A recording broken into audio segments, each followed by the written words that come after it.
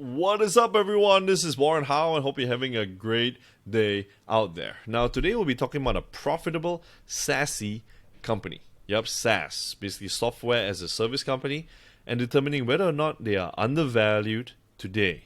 Yep. So this company is none other than Dropbox. There'll be a lot of good stuff, but before the good stuff, appreciate it. You know the drill. Show a brother some love. Smash that subscribe button hard. Yeah, because we are Facademy. We're here to empower you to combine, strategies of fundamental analysis with technical analysis to maximize our gains in the market, maximize our portfolios, empower each other to share ideas and level up, in the stock market.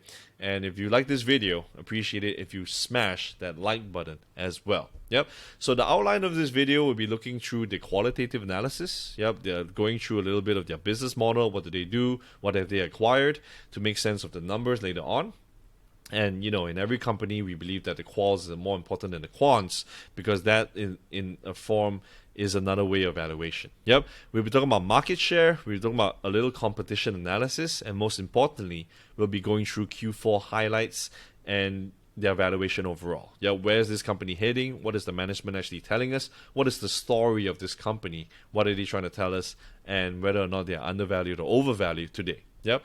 Now, the best way to be looking at the quals will be we'll be looking at the investor presentation. Yep. So this presentation is actually from the Q3, and let's talk about Dropbox in a nutshell.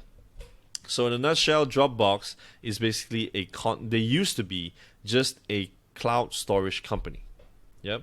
But they've transitioned themselves to take advantage of the COVID work from home situation to be a virtual first company, right? In other words, a smart workspace company. Yep. So imagine Dropbox plus Slack. And Dropbox needs no introduction, right? You guys know what Dropbox is. So imagine both of these tools, and they have been taking advantage of what I personally call digitization 3.0. Yep, digitization 3.0, because the COVID changed things. Small businesses or big businesses alike, younger businesses as well, they are more open to the work from home model as long as things get delivered. That's where Dropbox has a better market fit to be moving forward later on. Yep. So knowing these will actually help us to determine and assess whether or not they'll have growing revenues later on or not. We should be looking at the financials later on. But in a nutshell, they're a smart workspace company for digital content collaboration. So if you have a small company, you have staff, you have videos to send each other to, you have workflows, you have documents, think about that in one umbrella, Dropbox, and just be, sending stuff seamlessly. That's what they're actually trying to tell us, right? They're trying to, what they can offer is actually seamless collaboration, and they charge based on, the files, how big they are. If they exceed this number, then they have to charge and whatnot. Yeah, so that's Dropbox, and they address on individual and team workflows, which is what makes them special, and so on. Yeah, so we'll be going through the balanced growth and cash flow generation model later on in the financials. Yep. Now, just now I mentioned that, in every company, we have to assess what is the story they're trying to tell us, right? So the story that Dropbox is trying to tell me is all they need to do is to be capturing and improving that paying users, right? So they have 700 million users. Their paying users is just at 2%. Now, 2% is at 16.49 mil as of Q3. Yep. So imagine, they're already a profitable company. Okay, they're already a profitable company, and they're 2% is weak.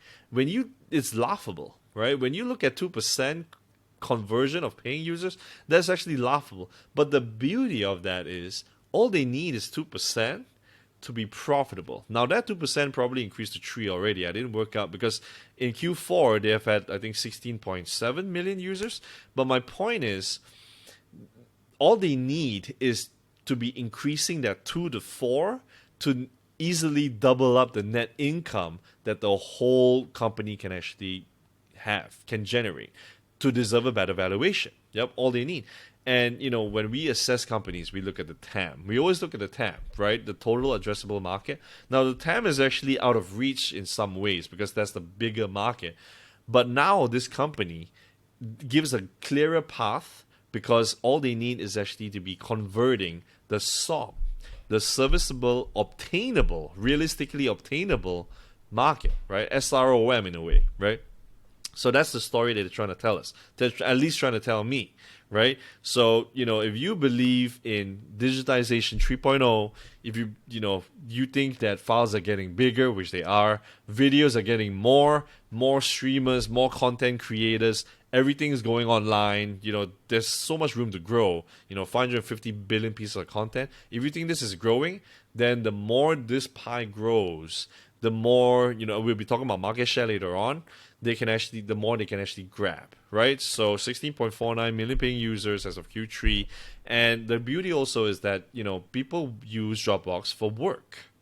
The misconception and the perspective of people is that, people actually think that Dropbox is just for personal usage, right? So I previously had, Dropbox as personal use. I save my folders inside. I save my, my workflows and whatnot, my documents. But 80% of subscribers use it for work. Now that's a good sign, and that will obviously turn into profitability later on. Yep. So that's the story that they're trying to tell me. That's all they need to do is to convert. Yep. Now, again, we addressed this. In 2007, they're just a cloud storage company from backup and sync, and right now they transition themselves to be a smart workspace from team collaboration, content management, everything that the company needs to do, they can cater, right, seamlessly, and platform agnostic, right? Which later on you can use them with Zoom, you can use them with Google, right? Basically, and this increases market share as well, just to be seamlessly going through other third-party apps to be one click, and you can save all your files into Dropbox and whatnot. Yeah. So this is the product portfolio, which is actually very interesting because they have made very strategic moves, strategic acquisitions to be part of their ecosystem, which is HelloSign. Right. HelloSign is basically a virtual signing company. HelloSign API is also secured, right? And they acquired DocSend for 165 million. Basically, I think that this is actually a good acquisition because entirely in this product portfolio, it increases their ARPU, average revenue per user, right? Because previously their average ARPU was at $120 per user per annum, but that can actually increase because it encourages cross-buy. Yep, cross-buy, upselling. Before they acquired DocSend, they just had 17,000 users, but right now they can upsell with the whole Dropbox platform and be part of that 16 paying users. DocSend works more seamlessly for team workflows and companies, right? So never send another attachment again. This is DocSend, and these are just some GIFs to tell you how it works. So you got goodbye attachments, get instant actionable feedback, and to be prepared, right, for your next meeting with real-time intelligence and update the file even after hitting send. So after you hit the send, then this is something very special. I can't really get that in Google Drive. I use Google Drive, but this is basically innovative in a way and just better workflows overall. Yep. So that's DocSend. That's HelloSign. I'll be skipping through this. Again, their focus, right? Their focus and their drivers is basically to execute converting and retaining their users, right? Converting free paying users to paying and lowering the churn rate of their paying users every month, depending on their payment schedule. Yep. And ability to upsell. So they have been acquiring more and more companies because of the cash that they have to upsell to free users, right? To convert and say, hey, we got new things now, come in, we can give you offers, right? And so far, their marketing has been doing quite well. Yep. So innovative new product experiences and expand more into workflows because they want to actually keep on strengthening the brand of a smart workspace. So new features help organize digital content. I won't be going through this into detail, but this is actually something worth knowing. They have new products, on beta mode. So basically, they call it Dropbox Capture, all in one visual communication tool. So I'm recording this actually via a an app called Loom, right, which I downloaded, right? So Loom is actually awesome. They allow me to record videos, share files while I'm actually talking. And this is what I see a similar tool, right? Communication tool that helps team members share their work and ideas synchronously. So basically, they're still living on to that and building that brand of, team workflows and smart workspace. So this is actually strategic, right? They're actually expanding, and a company that is expanding and gaining more users for upsell, they need to be launching more products, right? And increasing and enhancing the user flow, enhancing the user experience. So this is good. A Replay, a video collaboration tool that makes it easier to collect, manage, right, and respond to feedback. Oh, I believe this is the Loom similar, alternative, which will be awesome, especially if you're, running a small business and marketing. And basically, they have Dropbox Shop. So Dropbox Shop, like, again, the story that Dropbox is trying to tell me is that we have to look at the sort of users using Dropbox, right? So when I think about Dropbox, and they revealed it as well, I think about gig economy. I think about freelancers, right? I think about small businesses. Which are the companies and who are the people actually, most likely to use Dropbox, right? So I think about younger demographics, younger age group, and they will fit in right here, right? Especially creatives, right? People who are more open to, seamless and care about workflows. They'll be using this because this is the platform to sell digital content creations, and maybe this could be the NFT platform. I'm not surprised if they go into NFT because they are actually a beneficiary of Metaverse as well. Yeah, so that users store in their Dropbox, right? So this will be very interesting.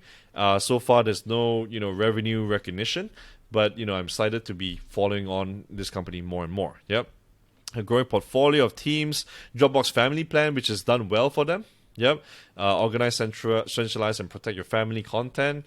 Dropbox for Business, right? We talked about that in a little bit. Dropbox Business Teams, HelloSign, DocSend, basically virtual data rooms, right? Having, this is the workflow.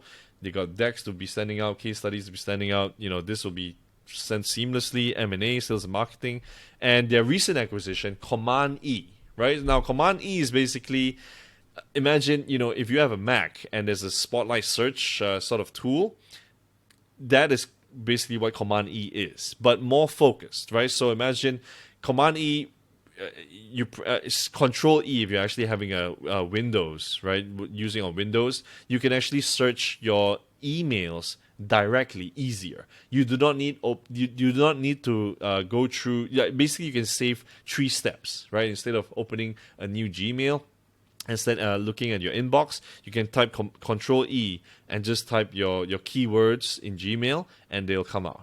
Right, so Command is actually quite sexy, and again, Dropbox is enhancing that user experience, right? Building it within their ecosystem to be, virtual workspace to save time and, in turn saving money. Now, these are not like a huge growth factor, but it's all in all to be addressing part of their ecosystem and their mission to be being more seamless and, more efficient, right? Now, other than that, they are platform agnostic, which is interesting, which is great because it captures more market share, and because they can actually collaborate, right? Cross collaborate with other third parties like Google. They work with Zoom, so if you open up a Zoom, there's a Dropbox function. If you have Dropbox on your computer, you can just click on it. You can send files over and whatnot. It works seamlessly, right? They even work with Slack, Microsoft Salesforce, and whatnot. So being platform agnostic is actually a very good move for a company. Yep. Now, the financial highlights, which we'll be going through here. But before that, let's talk about market share. Yep. We'll be looking at financial highlights later on, but let's talk about market share. Now, I looked at Data Nice. Yep, Data Nice. And basically, according to them, which is a data company, they said that Dropbox is actually number 2 in software and file sharing. Yep, their market share is basically 18%. That's a lot. I didn't know. I mean, that's why I said like Dropbox needs no introduction. I didn't know that Dropbox had an 18% market share. Well, I mean, I already knew before I invested, but that's very interesting, right? I didn't know before because I thought that most would be weak. So when you think about it, market share 18%, and Google Drive, 35%. Google is big. They're even more than Microsoft, right? They're more than Ignite. We'll be looking at Box later on. This is the only competitor that I can think of that is very, apple to apple comparison, which is only 3.49%, right? 3.49% market share.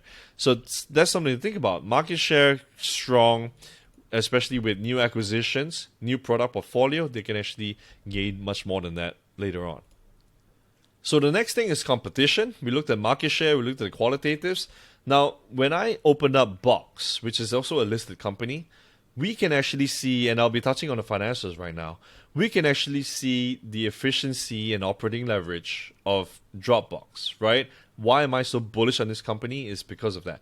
Now, we can see the sales and marketing. Now, this is the Q3 of Box. And what I see is that the sales and marketing, they have been spending $218 million in 9 months, like in 3 quarters, right? 218 million. This represents 34 to 35% of the revenues. Yep. When I invest in companies, I want to look at whether or not they're spending, whether everything is organic, whether or not their ability to lower, cost of acquisition, CAC. And when you look at Dropbox, it is just 319, which is 20+% of their revenues. You see that difference? Now, that's the competition analysis, and that's what I like to look at. And their revenue growth, similar to Dropbox, has not been sexy as well. It's just 12% year over year, which is exactly what's happening full year of 2021 as well, comparing to 2020. But when you look in terms of operating leverage, right, we have sales and marketing, we have G&A. Yep. G&A, Dropbox is 169, which is, as of Q3 is 11%, but it dropped 1 basis point as of Q4. That is something to think about, right? So overall, ever since 2018, Dropbox has been increasing revenues, and that's the ability of scale. Increasing revenues, decreasing R&D has been stagnant, decreasing sales and marketing, which is a very important aspect, decreasing G&A for operating leverage, and this is where in the long run there's the clarity, and it's easier to be projecting more realistically further down the road to be determining the valuation later on. Yep. So that's Dropbox. Now, we talked about competition. Let's look at the Q4 highlights, right? So Q4 highlights, we can actually see their full year free cash flow actually grew 40%. That's insane. Yep. 600,000 paid teams, right? Up 100,000. Nearly 50% of, and this is the qualitatives that Drew Houston actually covered, nearly 50% of basic new signups come from their mobile, right? So their strategy, as if I can recall in Q3, their strategy is actually to be getting more users from mobile application, downloading the app, and they have been seeing good results, right? They've been seeing that people who download their app is more likely to convert them just by showing, seamless product workflows and whatnot. And that nearly 50% of basic new signups come from mobile. And they continue to evolve their file sync and sharing business. That's their goal. There are 3 pillars, right? Continue to evolve that, expanding workflows to serve creators, and operational leverage. That's their focus, which makes sense as a business. And PDF files shared on Dropbox grew 40%, and videos grew 25%. This is actually testament of the TAM that we talked about, digitization 3.0, and content. Everyone is sharing more content. Everyone's more bigger files going in, and as that pie increases, their profitability and their market share, as long as it's 18% and increasing, they can actually have a good handle on things. Yeah. So promoting rich media, because rich media in form of videos, in the form of their content, people are sharing more and more rich content. Part of the business, part of small businesses is these workflows and content. So that is, they're encouraging more promotion of that and helping creative professionals. Now, creative professionals, if we can break down their target market, their demographics, it'll be creative designers, freelancers, all small businesses and whatnot. So that's actually a niche that they're trying to target, which is smart. And they are the ones with the bigger files, right? Bigger AI files, bigger working files and whatnot. So, this actually gives us an idea of the management and their marketing strategy. Yeah? So Dropbox helps Sundance Film Festival go seamlessly. to go virtual. Yeah, this was actually, they were actually proud of that, and they were announced. Yeah, so looking at the numbers, basically Q4 they beat guidance range and grew 12% year over year at 565 million in Q4. Yep, gross margin at 81%. Now is no SaaS companies are meant to have higher gross margins. Yeah, because all the costs they actually spend on is just web development, server costs and whatnot. But having 81% is actually quite high in terms of industry average, right? So they grew 1% and then be slowly growing. S&M decreased from 20% of revenue in 2020 to 17% operating leverage. G&A decreased from 9% of revenue in 2020 to 8%. Yep. Operating margin up 9% in 2021 to 30%. An increase. So guys, when we want to invest, we look at expansion in margins, right? And revenue growth. That's how a company scales at the end of the day. So operating margin up 9% in 2021 says a lot. Operating margin, especially for a SaaS company, in 30% is a lot, nowadays. And that's what we should not be discounting. Yep, that's not what we should be discounting. We should be looking into this. What are the companies that can really have a handle and be giving profits to shareholders, right? I mean, showing shareholders that they can profit, expanding margins. If it's a tech company, they have growth, right? All these things, yeah? So free cash flow at that reported was at 708 million, which is 33% of revenue. That is crazy. That is insane. Yeah, free cash flow is 708. Net income in fourth quarter was at 160 mil. Now, in part of the transcript, they mentioned that their net income was at 609 million, which I need to wait to see their total 10Q filed or their annual report filed, because that part of their net income could be inclusive of tax income benefit and real estate income benefit. Yep. So I need to wait for the results to be out. But all in all, if fourth quarter 160M is at 160, third quarter is at 9 months is at 211. You add that up, you get 371 million net income. Yep. So tax benefit for the quarter was at 38 million, and third quarter net income was at 211. If you add up 211 with 160, you will get full year 2021 net income to be at 371 mil, which, if you want to work out the PE, is at 25 times. Yep, not very attractive. But as we look, and as we, to summarize everything, we looked at the qualitatives, we looked at the business model, we looked at their ability and, to have operating margins. The company, what is the likelihood for them to reduce margins moving forward with all the acquisitions, with their operating leverage, where the company is directing? If we were to read the story of this company, I would say it's a slow grower, but it's steady in a way that everything is more realistically projected, right? So when we want to assess growth companies, especially lower down in the S-curve where things are more uncertain because we haven't really seen them do what they promised or even really capture a higher TAM, now we are looking at another perspective in this company and say, oh, everything is actually coming to fruition. And if you have been looking at the history, they have been, every single quarter, they have been beating estimates. Now, first of all, their estimates are not really high to begin with, but that says something. Yeah, so revenue guidance 2022, which I was not happy about, is 2.32 to 2.33.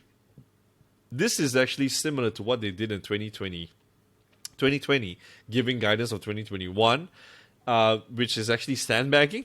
But this is the company's nature, right? Because 2.32 to 2.33 is only a 7 to 8% increase of full year 2021 revenues. So that's a bad sign. But all in all, we need to work out what this company is trying to tell us. So long-term gross margin target at 80 to 82%. That means they are raising their guidance from what they gave in 2021 to be 78 to 80%. Yep. Long-term operating margin target at 30 to 32%. Currently in that quarter, they already achieved 30%.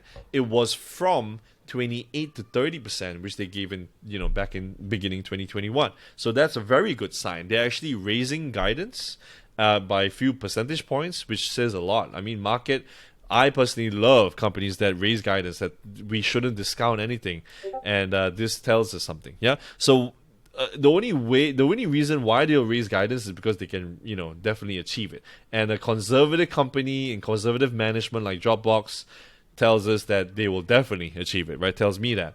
So 1 billion free cash flow long-term target by 2024 is still maintained, right? That has been their overall target ever since 2020 and 2021. So that's still maintained. Now, currently, as we saw just now, they are already at 708 mil in free cash flow. So, that's easily achievable in my opinion, because, got 2 more years, and they have been growing 40% free cash flow, year on year. So, that's achievable. Now, let's look at the valuation. Most likely, in my opinion, they will beat their own guidance, right? That's the importance of assessing the qualitatives, right? So we look at the progress that they had, we look at their acquisitions, we look at the whole story they're trying to tell in terms of conversion. I personally think they can reach 2.4B, which is 12% higher than full year 2021 of 2.158 billion.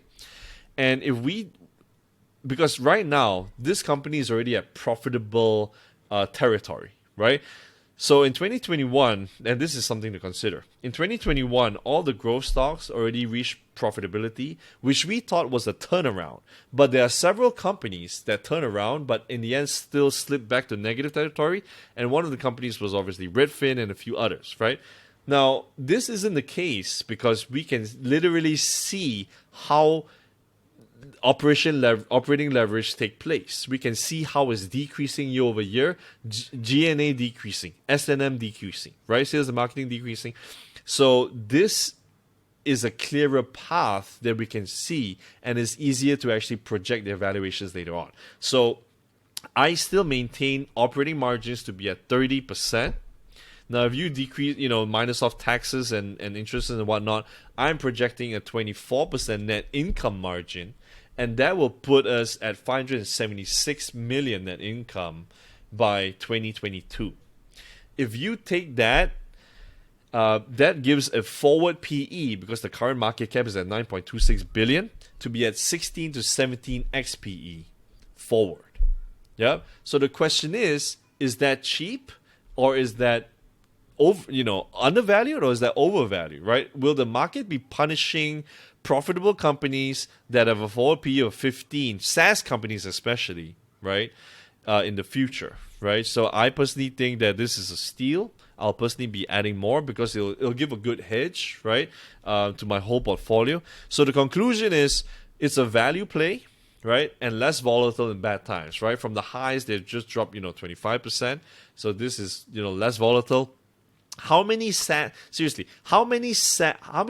cloud companies are there that's profitable and have good operating leverage? How many? Right? So we looked at Box, we can look at Datadog, we can look at others, but we want to determine whether or not they can really have operating leverage and increase their profits and expand margins, which is the most important thing when it comes to valuation. These are things to consider, right? There's clarity and there's a path for future that's bright. Right? In my opinion, it's bright. I can see clearly. I can see where the company is directing. Is the market beating up 15x PE companies next year? Is the market going to continue to beat them? Which I don't think so. Yeah. So the bad is there's very, very slow growth. Obviously, it's like turtle growth, right? It's turtle growth. Like this is not... I'm having 40, 50, 70% revenue growth companies year over year. Tesla is one of them. SoFi is at 40, 50%, or CAGR of even, seriously, their CAGR could be even 60%. We are patiently waiting for Q4. So this is a very, very slow growth company. But end of the day, we have to balance out what's the reward over risk, right? And then we got climbing close to the peak, top in the S curve. So that's the bad, right? So every time we have to look at the S curve and how much more of a growth runway do they have? Yeah, they could potentially be killing in the market if they raise up, more and more products. But the bad thing is that they might, there is another inflection point coming, so they are going to be, part of the top of the S curve if they don't do something in their products. So that's the bad. And, obviously it's a boring company, right? So hope you guys got some value out of this. We looked at Dropbox overall, their qualitatives, their business model, their Q4 highlights, their valuation. So, chat and put in the comments about what you think about Dropbox, and, I'll see you guys in the next video. Thank you.